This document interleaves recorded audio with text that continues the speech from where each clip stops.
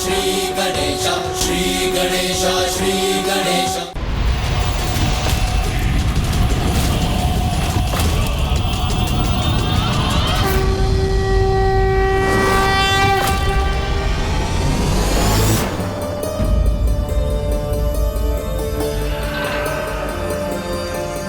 आपको क्या चिंता सता रही है स्वामी? यही देवी कि कहीं लंबोदर गणेश क्रोधित होकर समय के पूर्व ही युद्ध आरंभ न कर दे। कोई नहीं टिक सकता मेरे समक्ष।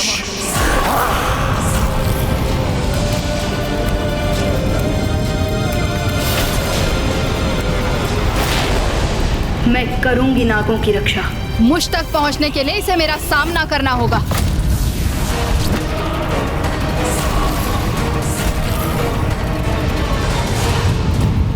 माता नाग लक्ष्मी की ओर बढ़कर दुष्टता की सभी सीमाएं लांघ रहा है ये दुष्ट।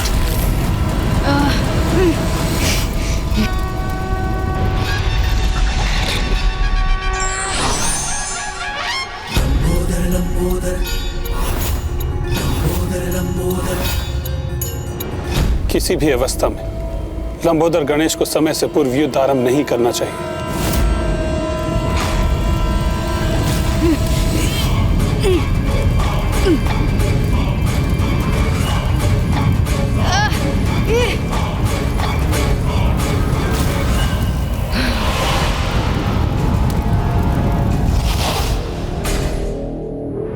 तो पुनः जागृत हो रहे हो तुम शेषनाग?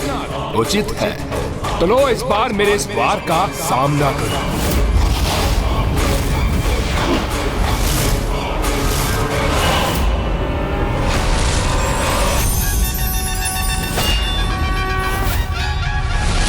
लंबोदर लंबोदर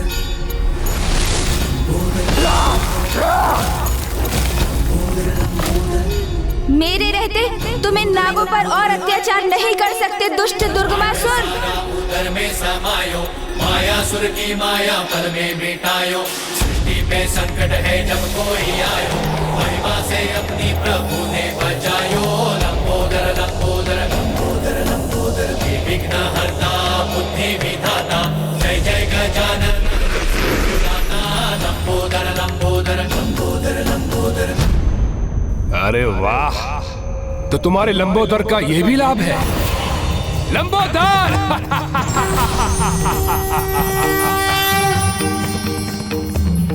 उचित पहचाना तुमने।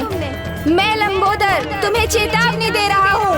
रोक दो अपनी क्रूरता, अन्यथा तुम्हारा भी वही परिणाम होगा जो तुम्हारे मित्र मायासुर का हुआ।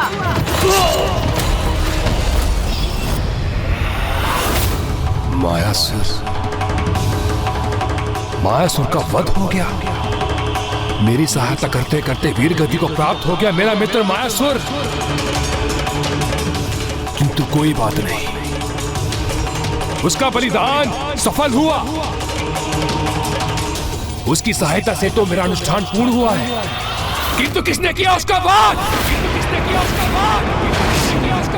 यदि मैं किसी प्रकार इस दुष्ट का ध्यान यहाँ से बटाने में सफल हो जाऊं, तो ये नागों को क्षति नहीं पहुँचाएगा। शीघ्र बताओ मुझे किसने किया उसका वध मेरे मित्र मायासुर का? देवी आदि शक्ति के आदेश पर। देवी आदि शक्ति के आदेश पर।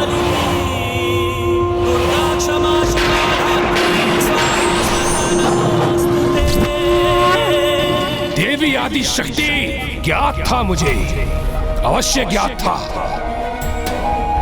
अरुणासुर के समान वो भी मेरे मित्र मायासुर के वध का कारण बनी होगी। मुझे ऐसा क्यों प्रतीत हो रहा है दुर्गमासुर कि इतनी अपार शक्ति के धनी होने के उपरांत भी देवी आदि शक्ति के नाम के उच्चारण से ही सिहर उठते हो तुम? उनसे युद्ध करने में भयभीत हो, इसीलिए निस्सहाय नागों को आतंकित कर अपनी शक्ति प्रदर्शन करने का प्रयास कर रहे हो तुम, है ना? शांत! शांत गजमुख शांत। आप किसी का भय नहीं है मुझे। असीम अपार अपराजेय शक्ति का स्वामी हूं मैं।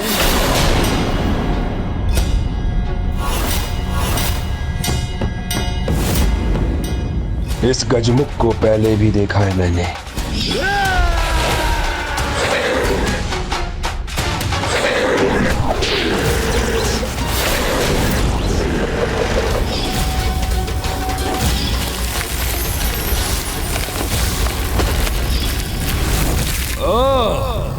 पहचान गया तुम्हें मैं। तुम वही गजमुख हो ना जिसने अरुणासुर के भवन को नष्ट भ्रष्ट किया था?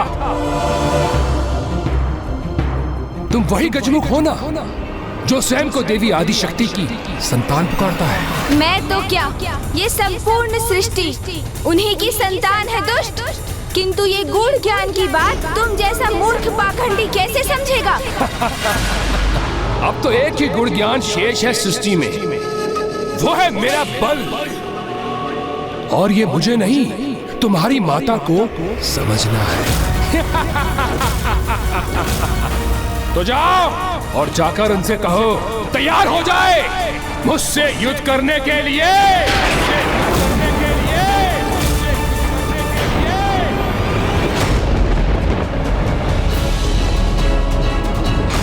अब दुर्गमासुर युद्ध के लिए तत्पर और अब उसमें तनिक भी विलंब नहीं करेगा वो।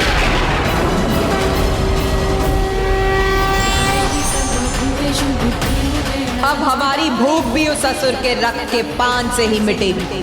अब हमें कोई भी विलंब नहीं करना चाहिए। किंतु वो दुष्ट अकेला नहीं, अपनी संपूर्ण सेना के साथ आएगा।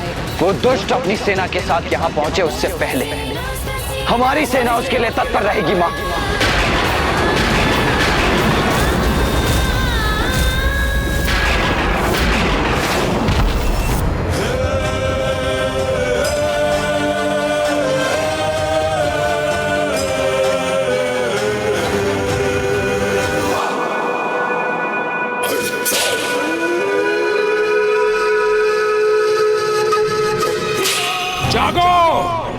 जागो मेरे असुरों, यथाशीघ्र मेरे समक्ष प्रस्तुत हो।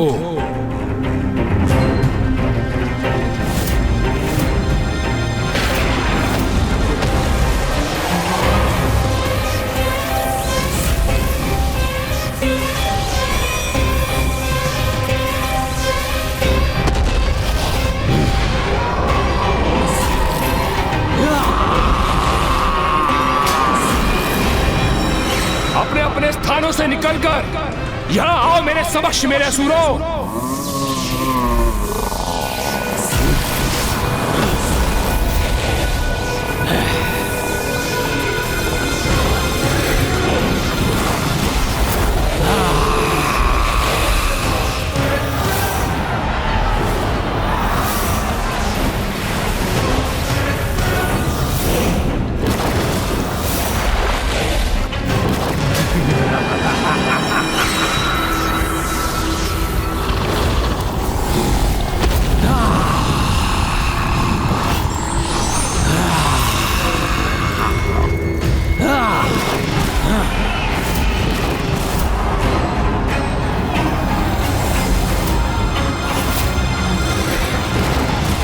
मेरा आदेश सुनो मेरे असुरों, यहाँ आओ और नतमस्तक हो जाओ असुर सम्राट दुर्गमासुर के समक्ष।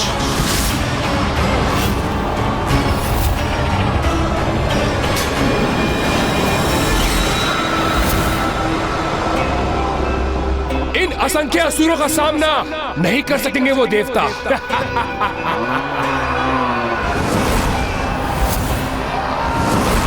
महाराज दुर्गमासुर की जय! महाराज दुर्गमासुर की जय!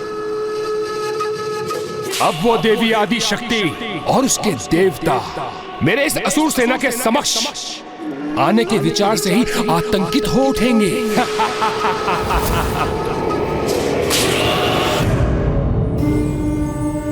हे लंबोदर गणेश जी, पुनः हमारी रक्षा हेतु आपका कोटि कोटि धन्यवाद। क्षमा याचना भी करता हूं मैं कि समय रहते मैं उस दुष्ट को नहीं रोक सका, और अब वो अपना अनुष्ठान संपन्न कर और इतना शक्तिशाली हो गया है वो कि उसको रोकना असंभव प्रतीत हो रहा है प्रभु। असीम शक्ति प्राप्त की है मैंने, जिसे मैं तुम सब में बांटकर अपनी सेना को भी शक्ति प्रदान करूंगा।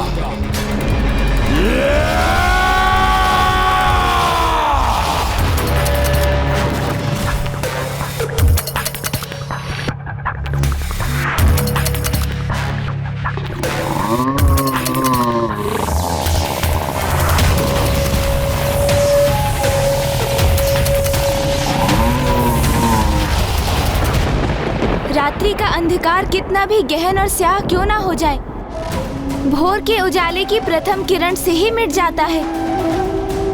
उसी प्रकार दुष्टता की शक्ति कितनी भी क्यों ना बढ़ जाए, उसे भी धर्म की शक्ति के समक्ष झुकना ही होता है।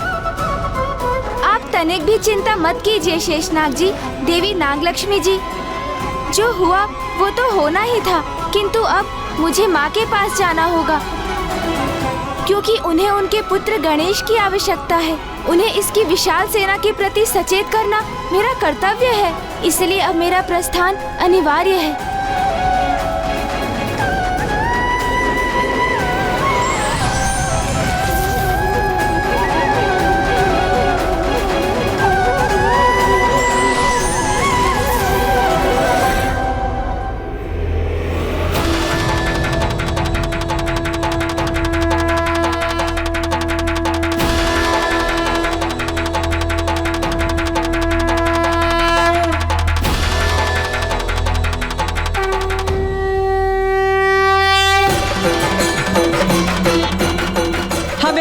आभास हो रहा है माता, और हमारी ये भूख तो उस असुर के रक्त से ही मिटेगी।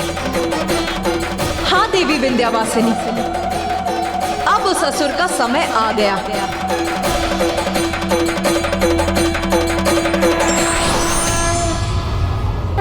प्रणाम माँ। तुमने बहुत कुशलता से उन नागों की रक्षा की है पुत्र गणेश, किंतु माँ वो दुष्ट दुर्गमासुर। वो दुष्ट अपनी पापियों की सेना लेकर आ रहा है ना, तो आने दो उसे। हम भी अपनी सेना के साथ उसकी सेना का पूर्ण रूप से सामना करने के लिए तैयार हैं। पुत्र कार्तिकेय, देश सेनापति होने के नाते हमारी ओर से इस युद्ध में हमारी सेना का संचालन तुम करोगे। तो असुरों, बताओ मुझे, तुम में से कौन इतना शक्तिशाली है जो इस महायुद्ध में मेरा सेनापति बनने के योग्य है? मैं बनूंगा, मैं बनूंगा, मैं बनूंगा, मैं बनूंगा, मैं बनूंगा, मैं बनूंगा, मैं बनूंगा, मैं बनूंगा, मैं बनूंगा, मैं बनूंगा, मैं बनूंगा, मैं बनूंगा, मैं बनूंगा, मैं बनूंगा, मैं बनूंगा, मैं बनूंगा। बस बंद करो अपनी मैं की पुकार। जिसमें साहस है, जो मेरा सेनापति बनने योग्य है, वो मेरे समक्ष आए।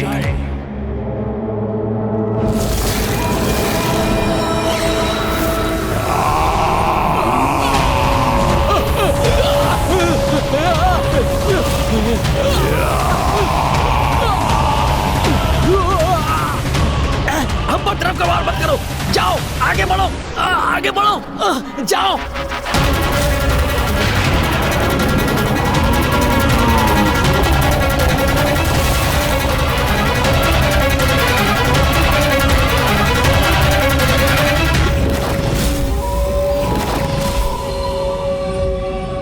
दुमुखासुर हूं मैं, दुमुखासुर।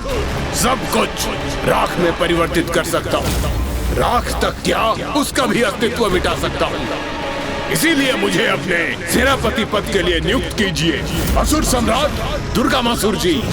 इतनी विशाल सेना से सेनापति पद का एक ही प्रत्याशी उभरा है। मैं भी प्रस्तुत हूं असुर सम्राट।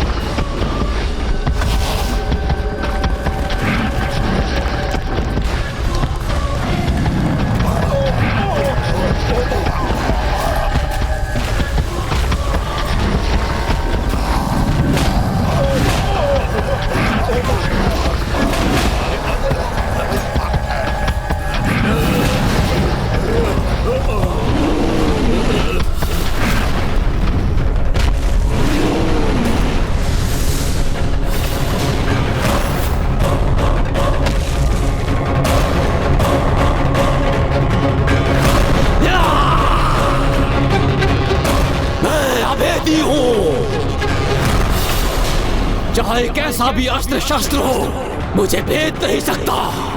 अपनी योग्यता पर मुझे पूर्णतः विश्वास है, इसलिए आपसे अनुरोध है कि मुझे ही अपना सेनापति चुने। सेनापति के चुनाव में इतनी भी क्या शीघ्रता है? सेनापति तो निर्धारित हो ही जाएगा, क्योंकि अब मैं जो प्रस्तुत हुआ हूँ।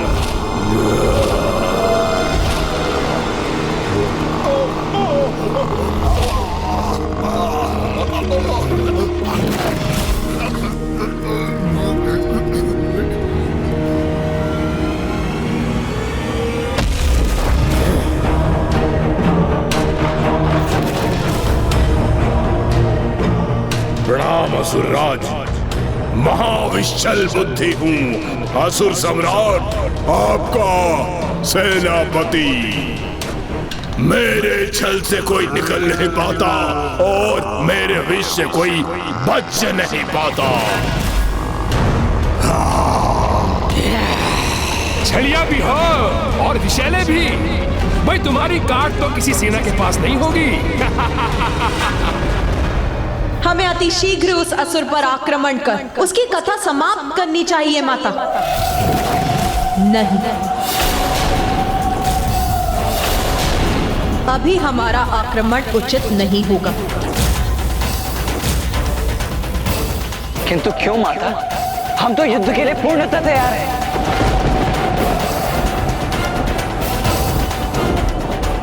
पुत्र, तामसिक देवी सर्वथा उचित कह रही है। मैं उस असुर युद्ध के लिए अभी तैयार नहीं।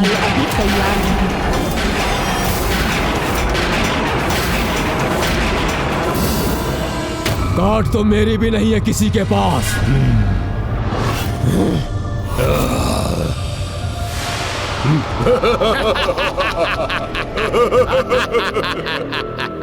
हाँ असुर सम्राट दुर्गमासुर जी, मेरी काट किसी के पास नहीं है। मैं ही सभी को काट डालता हूँ। अपने शरीर को देखा है तुमने?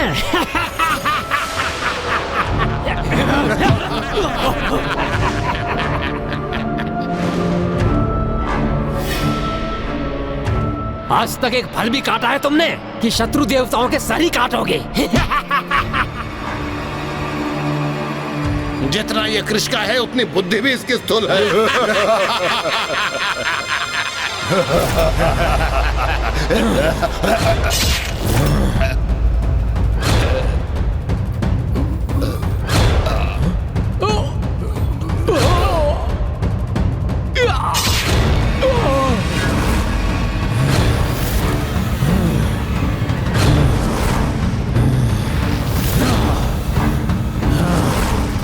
प्रणाम असुर सम्राट, किसी को भी विभक्त कर सकता हूँ, इस अभेदी को भी।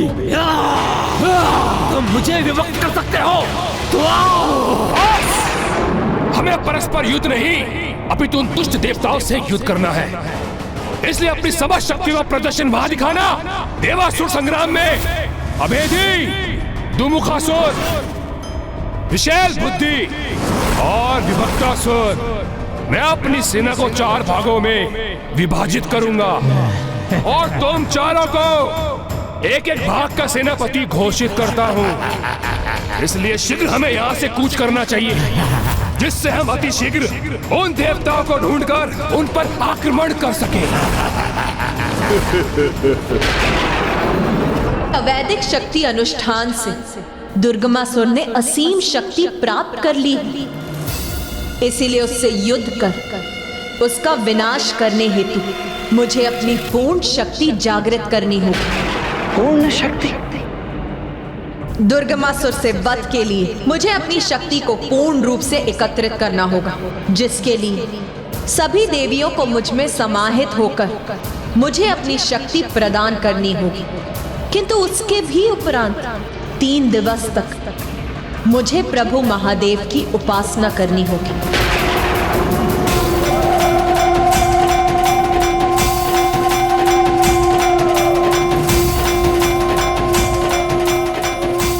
मैं शक्ति हूं और शिव मेरे पुरुष पक्ष। एक दूसरे से विहीन रहकर हम दोनों ही अधूरे हैं। अवैदिक अनुष्ठान से प्राप्त शक्ति को साथ लेकर आने वाले असुर से निपटने के लिए मुझे वैदिक अनुष्ठान करना होगा, जिससे शिव की पूर्ण शक्ति शिवा को प्राप्त हो और वो पूर्णता प्राप्त करे। और मेरा वैदिक अनुष्ठान पूर्ण होने तक मेरा अस्त्र शस्त्र धारण करना वर्जित। मैं विश्वास दिलाता हूं माता कि इन 3 दिनों में आपको अस्त्र शस्त्र धारण करने की कोई आवश्यकता नहीं होगी। मैं उचित कह रहा हूं ना भ्राता?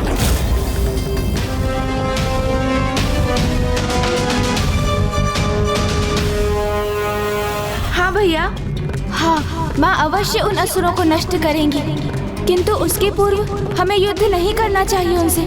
मुझे चिंता है कि वो दुष्ट अभी बहुत निकट पहुंच चुके हैं और अग्रज कुमार कार्तिकेय युद्ध के लिए तत्पर हो रहे हैं।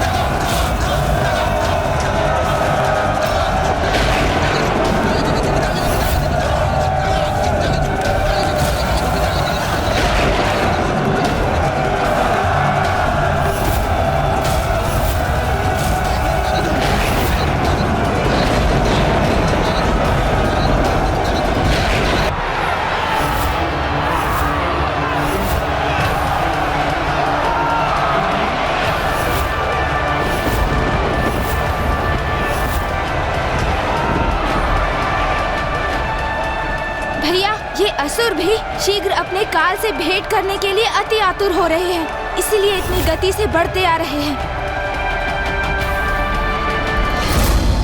यदि मैंने अभी युद्ध आरंभ किया तो युद्ध अनंत काल तक चलता रहेगा।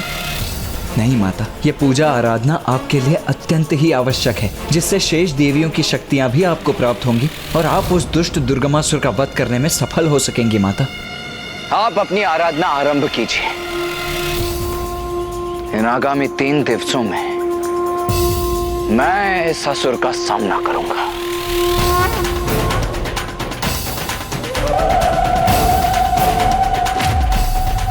उचित है देव सेनापति कुमार कार्तिकेय, किंतु पुत्र, एक बात सदा स्मरण रखना, कभी भी पर्याप्त विचार किए बिना स्वयं को युद्ध में नहीं झोंकना चाहिए।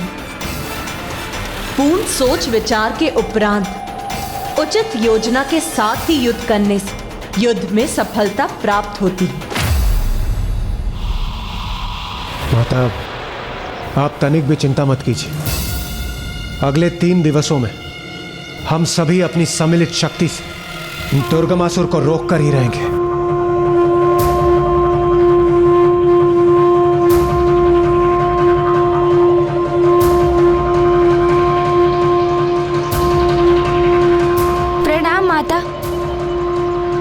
विजयी भव, विजयी भव, विजयी भव। माता आदिशक्ति की जय, माता आदिशक्ति की जय, माता आदिशक्ति की, माता आदिशक्ति की जय।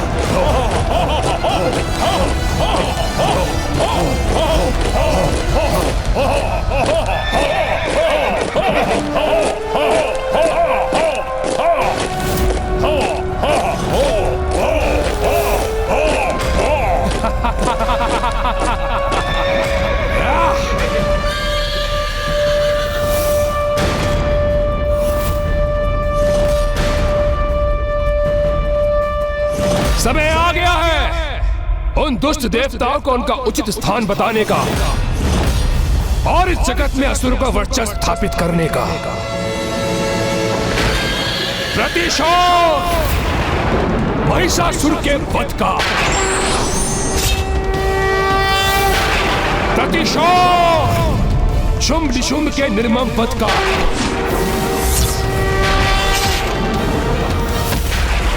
प्रतिशोध मेरे मित्र मायासुर, महाबली अरुणासुर, करल तरल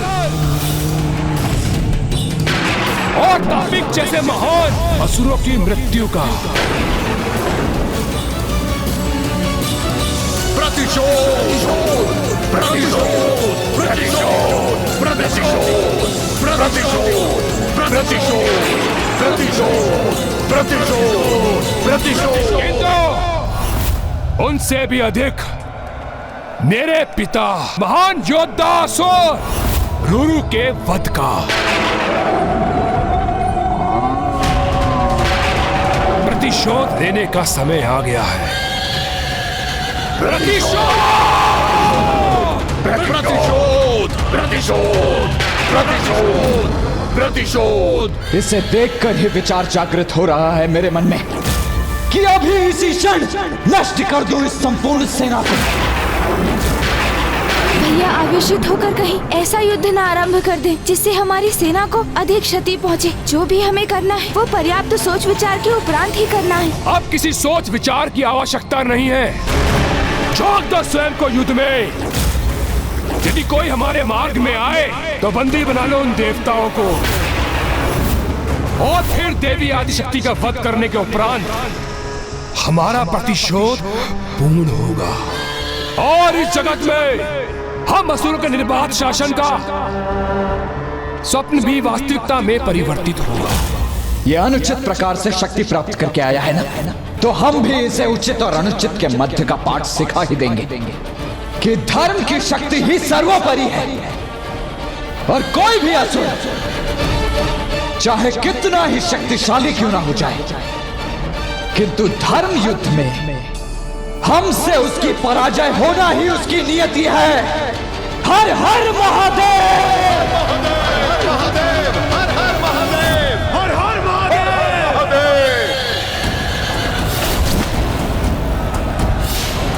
बिना योजना और युक्ति के इस युद्ध का आरंभ नहीं होना चाहिए। भैया आपको अपने आवेश पर स्वयं पर नियंत्रण पाना ही होगा, अन्यथा यहाँ हाहाकार मचेगा। प्रतिशोध प्रतिशोध प्रतिशोध प्रतिशोध प्रतिशोध प्रतिशोध। गणेश, तुम्हारी इस उलझन को दूर करने की एक बहुत ही सरल युक्ति है।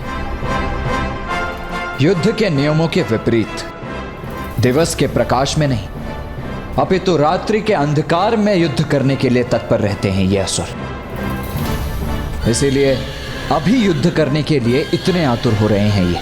किंतु यदि तुम अपनी वाक्पटुता से दुर्गमासुर को युद्ध के नियमों का स्मरण करा सके तो। समझ गया भैया, अब आपकी इस युक्ति को सफल करने का दायित्व मेरा है।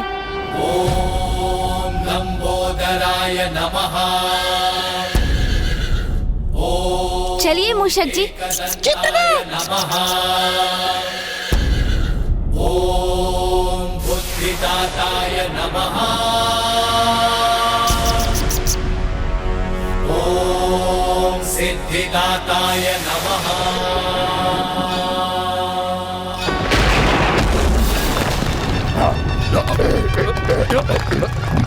सृष्टि में संकट है जब कोई आयो, महिमा से अपनी प्रभु ने बचायो। लंबोदर लंबोदर लंबोदर लंबोदर। तो तुम पुनः प्रकट हो गए दुष्ट गजमुख, किंतु इस बार मुझसे बचकर भाग नहीं सकोगे तुम।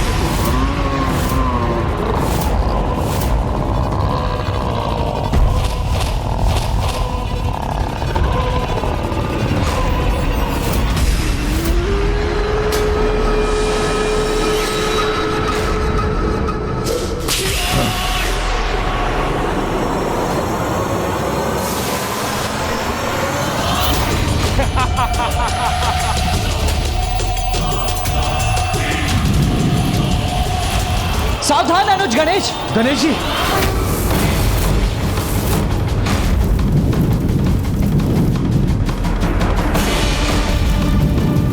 इन दुष्ट असुरों का तनिक पे विश्वास नहीं किया जा सकता। समस्त नियमों और मर्यादाओं का उल्लंघन कर ये गणेश जी पर घातक प्रहार कर सकते हैं। तो हमें भी उनके साथ रहना चाहिए, जिससे समय पड़ने पर हम उनकी सहायता के लिए प्रस्तुत रह सके। हाँ हाँ अवश्य, हमें आगे बढ़ना ही चाहिए। नहीं नहीं नहीं देवराज, हमारे हस्तक्षेप का समय नहीं आया है अभी। सदा स्मरण रखिए, युद्ध में विजय प्राप्ति के 3 आधार स्तंभ होते हैं। प्रथम, उचित रणनीति। द्वितीय, उचित योद्धा। और तृतीय, उचित समय पर आक्रमण करना। इसीलिए इस समय गणेश पर अपना विश्वास रख हमारा शांत रहना ही उचित होगा।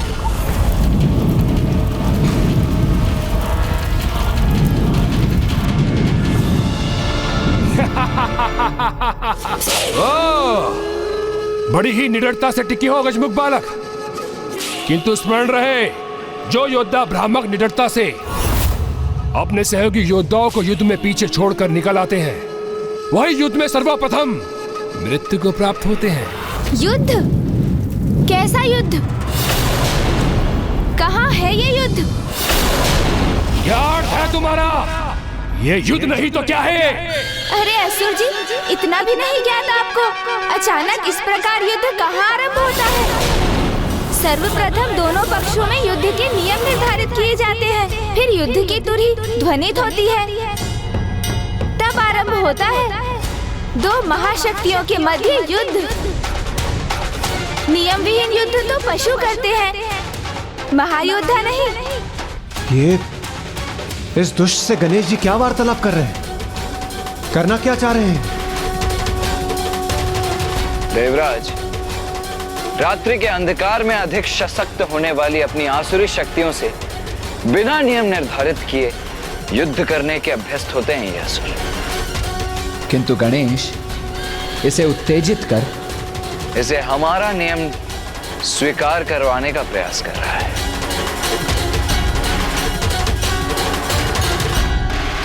असुर जी, यदि वास्तव में आप अपराजय हैं, अत्यंत शक्तिशाली हैं, परम साहसी हैं, तो नियम निर्धारित कीजिए, फिर एक महायोद्धा के समान युद्ध कीजिए मुझसे, तभी तो होगा युद्ध।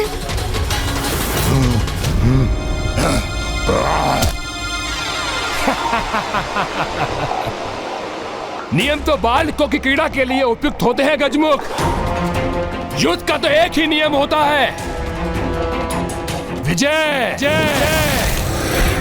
विजय प्राप्ति करना। आपका ये कथन तो एक ही बात प्रमाणित कर रहा है असुर जी। क्या प्रमाणित कर रहा है मेरा कथन? यही कि आप साहस का प्रदर्शन अवश्य कर रहे हैं, किंतु भीतर ही भीतर अत्यंत भयभीत हैं आप कि कहीं नियमानुसार युद्ध करने पर आपकी पराजय ना हो जाए। न भय न पराजय, दुर्गमासुर के साथ इन दोनों की कोई संभावना नहीं। तो फिर युद्ध के नियमों को स्वीकार करने में इतना संकोच क्यों असुर जी? नहीं नहीं, भयभीत तो आप अवश्य हैं, है ना? सर्वशक्तिशाली हूँ मैं, अजय हूँ मैं, ना पराजय का डर, ना किसी नियम का। तो कहो, युद्ध के क्या नियम है तुम्हारे? तुम्हारे नियमों के अनुसार तुम्हें धूल धूसरित करेगा ये अजय दुर्गमासुर। कहो, शीघ्र कहो, क्या नियम है तुम्हारे? इस युद्ध के लिए तो एक ही नियम पर्याप्त है। हमारा युद्ध सूर्योदय से सूर्यास्त तक ही होगा, जिसके उपरांत दोनों सेनाएं अपने अपने शिविर में लौटकर विश्राम करेंगी, ताकि आगामी दिवस के युद्ध के लिए तत्पर हो सकें। स्वीकार है मुझे?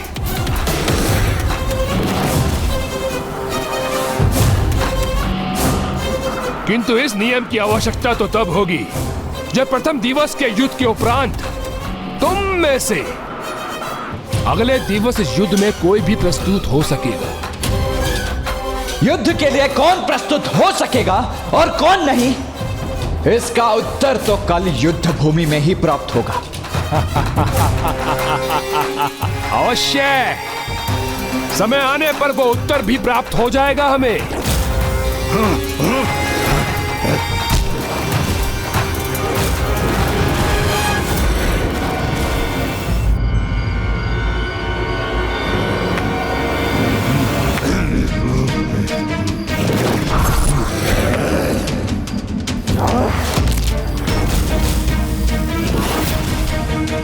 असुर सम्राट, उसके वाक्य चातुरी में उलझकर शत्रु का नियम स्वीकार कर लिया आपने। हाँ असुर सम्राट, असुर हैं हम, असुर। हम आज तक किसी नियम में नहीं बंधे, तो आज क्यों बंधे? हाँ असुर सम्राट, सर्वथा अनुचित ही था ये आपका उसके छल में उलझना। सम्राट, मेरे सेनापतियों, जब तुम्हें पूर्ण रूप से विश्वास हो गया है तो उन्हें भी ऐसा ही प्रतीत हो रहा होगा कि मैं उस गजमुख के वचनों से प्रभावित हो गया। किंतु सत्य तो ये है कि मैं उनके छल को पूर्व में ही समझ गया था, क्योंकि युद्ध तो देवी आदि शक्ति के साथ था, किंतु वो देवसेना में उपस्थित नहीं थी।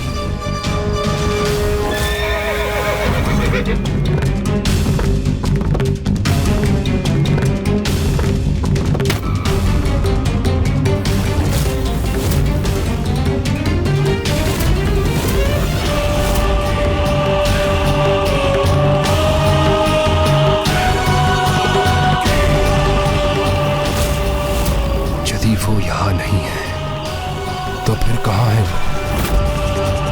कहीं कोई योजना तो नहीं कर रही। इसलिए भोर तक का समय प्राप्त करने के लिए मैंने उसका नियम स्वीकार किया,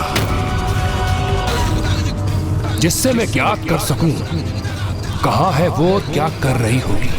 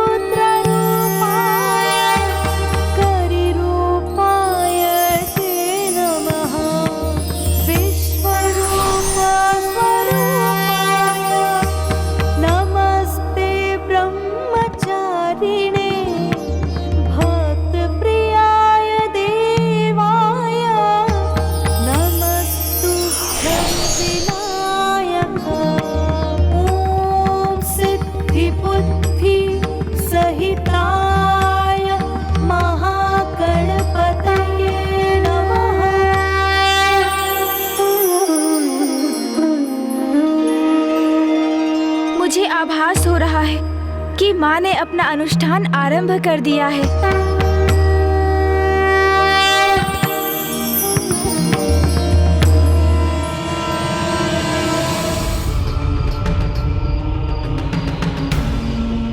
प्रथम पूज्य गणेश जी, देव सेनापति कुमार कार्तिकेय, अब हमें भी अपनी रणनीति निर्धारित कर लेनी चाहिए। ये तो बहुत अच्छा हुआ कि दुर्गमासुर आपके वचनों में उलझ गया और उसने हमारी दिन में युद्ध करने की अवस्था को स्वीकार कर लिया, जिससे हमें अपनी रणनीति स्थिर करने का समय भी प्राप्त हो गया। दुर्गमासुर मेरे वचनों में नहीं उलझा देवराजेंद्र, क्योंकि अपने शत्रु का प्रस्ताव स्वीकार करने वालों में से नहीं है वो दुष्ट। अवश्य इसके पीछे उसकी कोई कपट योजना है। कहीं उसे माता के अनुष्ठान की सूचना तो प्राप्त नहीं हो गई?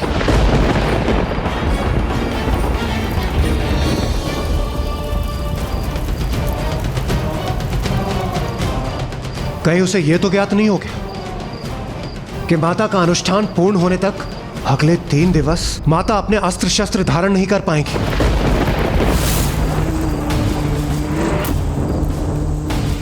शांत देव राजेंद्र, ये युद्ध भूमि है और हमारे गुप्त संवाद अपने मन में ही रहे तो उत्तम है, क्योंकि ज्ञात नहीं किस प्रकार ये गुप्त संवाद शत्रु शिविर तक पहुंच जाए।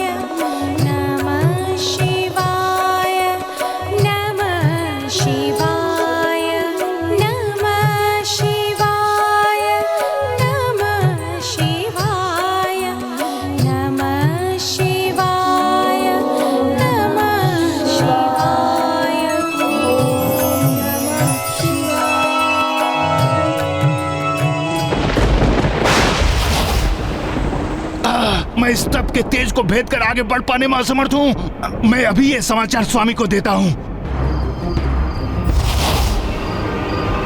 असुर सम्राट दुर्गामासुर को विनाश लोचन का प्रणाम। प्रणाम नहीं, सोचना चाहिए मुझे। शीघ्र बताओ मुझे, जो भेद ज्ञात करने के लिए मैंने तुम्हें तुम्हारे भ्राता नाश लोचन को भेजा था, क्या तुम उसे प्राप्त करने में सफल हुए? हाँ असुर सम्राट, समाचार उत्तम है और आपकी परम शत्रु देवी आदि शक्ति किसी अनुष्ठान में व्यस्त है और आपको यह जानकर अति प्रसन्नता होगी कि आगामी 3 दिवसों तक वो किसी भी अस्त्र शस्त्र को धारण नहीं करेंगे।